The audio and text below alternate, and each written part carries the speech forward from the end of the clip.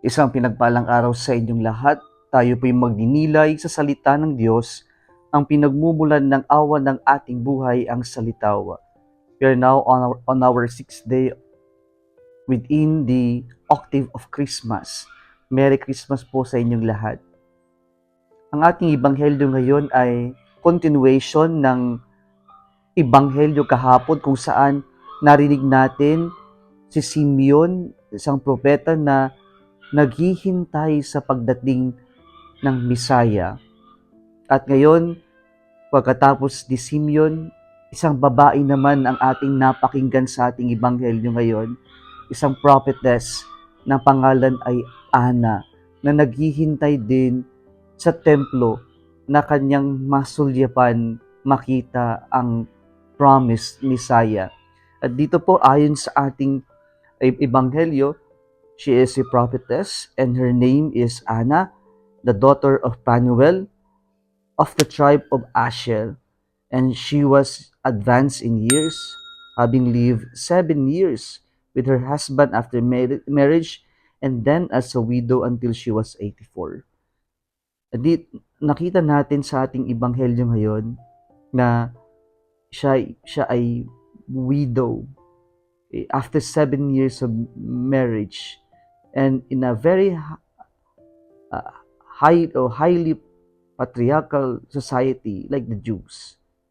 A woman without a husband and son is practically a nobody in this kind of society. And here we can get the message that God usually calls those people whom our society considers as nobody. Ganyan ng Diyos, ang pamantayan ng Diyos ay hindi yung pamantayan natin na ang mga tinatawag lamang o ang mga mayroong mataas na responsibilidad ay yung may sinasabi din sa lipunan.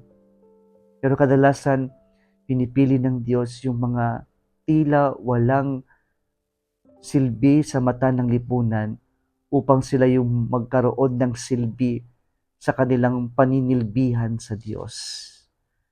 At ito si Ana, isang prophetess, meaning nakakatanggap ng mensahe mula sa Diyos.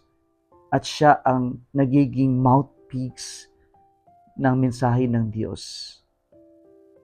Pangalawang lesson natin kay Ana ay yung day and night. Okay?